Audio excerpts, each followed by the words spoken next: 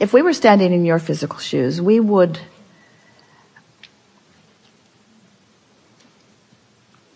decide to be lazy. We're reaching for the perfect word. We would decide to be lazy for a little while. Because in your giving yourself permission to be lazy, you're giving yourself permission to allow your grid to fill in with everything that you've already chosen and put into your vortex. The word lazy has an unpleasant connotation, doesn't it?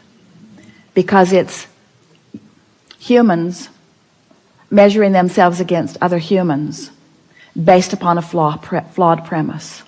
And the flawed premise is, the more you do, the more you're worth. And that is the most flawed of all flawed premises. I'd like to give you the premise that is at the basis of your universe. The better you feel, the more you allow. You could not be more deserving. You came as deserving beings into this time-space reality with powerful and clear intent. You've been mixing it up with others and defining what's important, not only to you personally, but important to you on behalf of others. You've included in your vortex the well-being of many others. In some cases, mass consciousness. In some cases, a community. In some cases, a family. But you've included in your vortex a desire for the well-being of far more than your personal self. But it is necessary for you to tend to the well-being of your personal self in order to be a productive advocate for the well-being for anyone else. In other words, you cannot give, or you cannot extend, or you cannot punctuate, or you cannot accentuate, you cannot assist anything that you are not already feeling. Which means, if you are wanting in an altruistic way to be of advantage to everyone you know, you first have got to find a way to be of advantage to yourself. Which means you want to carve out more time to be nicer to yourself. More private time. More time under the bridge. More time where others are not telling you what to do. More time when you are satisfying your own personal intention for things. If we were standing in your physical shoes and someone were to ask you to do something, we would stop in the middle of the request and we would evaluate it completely. And we would say to them, I sincerely desire to accomplish this request that you are offering. And it is my expectation that I will be able to do that since I am in this relationship with you and you are requesting it of me, employer or mate or parent or child or whoever it is. It is my expectation that I will be able to accomplish this. I just have to insert one thing in the foreground of this request. I will accomplish it for you as long as I can first accomplish ease for myself in the process. I really want you to ponder that a little bit. Esther, on one of the earlier cruises, made sure that everyone received an easy button from Staples.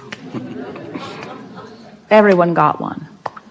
And Esther found a box of them in the attic the other day, and she spread them all around her house because she wants to amplify the ease of things, not the hardness. She wants to no longer justify the well-being that flows to her by pointing out how hard she's working in relationship to others. She wants to emphasize the well-being that's flowing to her by remembering the vibrational alignment that she is achieving. If we were standing in your physical shoes, we would do these things every day and then anything else that you have time for. We would meditate for 15 minutes every day, which means we would quiet our mind with the simple intention of allowing our cork to float. We would go outside no matter what the weather, and we'd move around in it in appreciation of this planet. We would look up and around, and we would find things to acknowledge, and we would talk about them right out loud. Esther walks through her gardens and says to everything, you are my favorite. You are my favorite. You are my favorite. You are my favorite. You are my favorite stone on the pathway. You are my favorite bird in the tree. You are my favorite flower in bloom. You are my favorite flower not in bloom. You are my favorite tree. You are my favorite bush. You are my favorite frog. You are my favorite frog. You kept me awake all night, but you are still my favorite frog. In other words, so first thing, meditate. Second thing, spend more time outside. Third thing, we would buy a notebook. We would call it My Book of Positive Aspects. And we would fill at least 3, 4, 5 is even better, pages of positive aspects. 5 different subjects, and write the positive aspects of it. Training your vibration into that upward place. And then there is one last thing that if we were standing in your physical shoes, we would do every single day.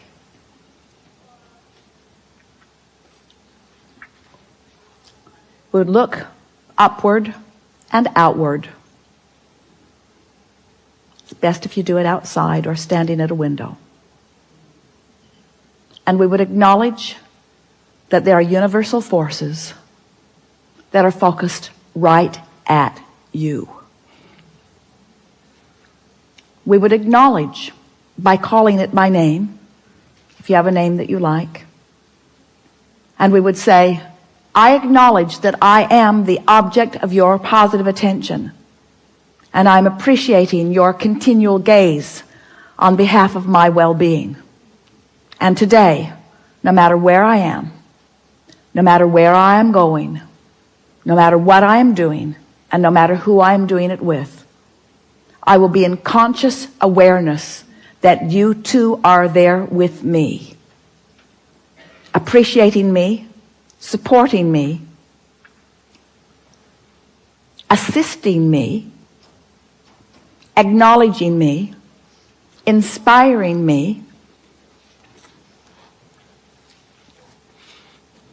guiding me, having fun with me, acknowledging me, supporting me, assisting me, inspiring me, helping me, guiding me, aware of me, loving me, showing me, inspiring me, guiding me, helping me, uplifting me, showing me.